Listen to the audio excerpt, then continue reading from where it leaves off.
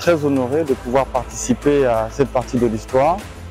Le parc a été créé en 1952, en fait plutôt l'année où il a ouvert ses portes, le 26 juin 1952, donc le parc a 72 ans. C'est l'un des derniers édifices ici à Brazzaville avant la République et avant bien entendu l'indépendance du Congo. Qu'est-ce qu'on peut trouver ici? Alors ici on peut trouver 42 espèces d'animaux différentes. Nous avons repeuplé et nous sommes encore en train de répondre à notre politique de repeuplement. Du coup, le parc est en train de s'agrandir de jour en jour. Nous avons même des naissances sur le Sitatunga. On a des naissances aussi pour les autruches. On a plusieurs naissances. Et le parc est en train donc de s'organiser pour recevoir des spécimens fauniques beaucoup plus emblématiques, plus intéressants d'ici à la fin de l'année. Et notre programme continue pour l'année 2025 et 2026 avec des arrivées tous les ans.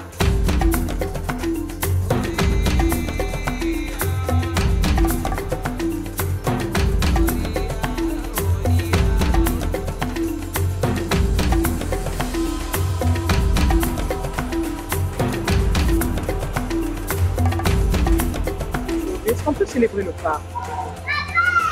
Alors nous célébrons le parc, une très bonne question, on peut le célébrer, le parc zoologique peut être célébré à la date du 26 juin tous les ans.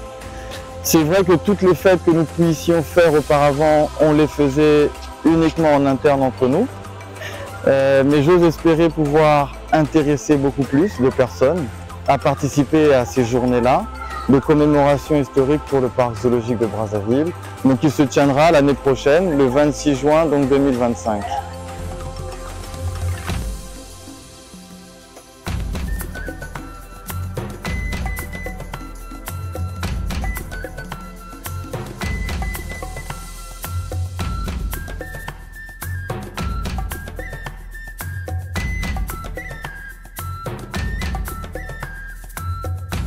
Alors, nous, dans notre culture bantou, si je peux le dire ainsi, en tant que Congolais, la culture, nous avons évolué à travers l'histoire, toujours en contact avec la forêt, avec la nature.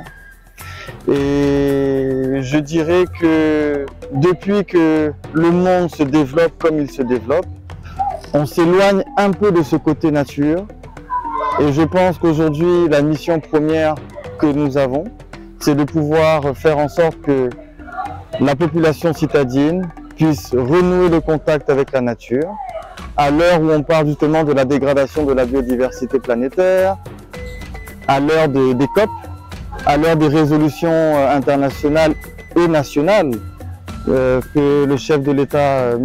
Denis Sassou Nguesso, son Excellence Denis Sassou Nguesso est en train de mettre en place pour justement sécuriser notre forêt, notre patrimoine, pour sécuriser aussi notre faune emblématique du Congo, qui a connu une grande dégradation à travers le temps.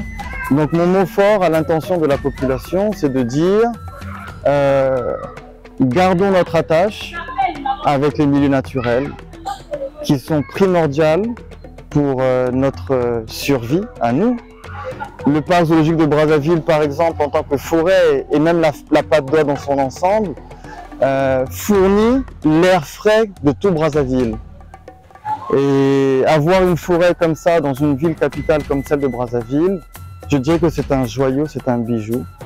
Et je pourrais appeler donc aussi, bien entendu, mes frères et sœurs congolais, mes parents, de pouvoir donc agir chacun dans la mesure de son possible, à éviter par exemple de jeter des déchets dans les milieux forestiers et même dans la ville, parce que bien entendu ces déchets sont drainés par les eaux, finissent dans les canalisations et sont déversés ensuite dans les milieux marins, fleuves, rivières, océans. Et ça participe toujours un peu plus à la dégradation. Raison pour laquelle c'est ce message que je voulais donc envoyer. Si nous pouvons tous agir comme on le peut, aussi peu que nous puissions le faire, déjà en stoppant de jeter les déchets dans les rues, ça serait déjà un grand geste. et aussi d'éviter de pouvoir agir sur des animaux dont on n'a pas connaissance avec beaucoup d'agressivité. Je peux avoir déjà été témoin de certaines attitudes où les personnes, dès qu'ils voient un chien passer ou un animal, par crainte, vont directement à l'affront en ramassant des objets et en jetant sur les animaux.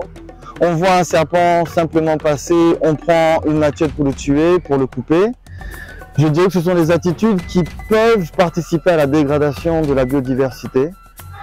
La seule chose pour moi, c'est d'éviter d'entrer en contact avec ces animaux, de faire des bruits pour les chasser, mais pas nécessairement de venir à les brutaliser.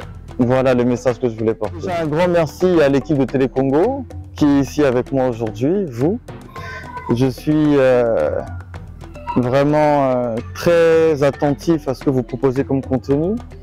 Je vois l'amélioration de la communication qui est donc mise en place. Donc c'est un grand salut pour la chaîne nationale Télé Congo que je voulais donc envoyer maintenant. Et un grand merci aussi pour la considération que vous puissiez nous manifester donc en ce jour.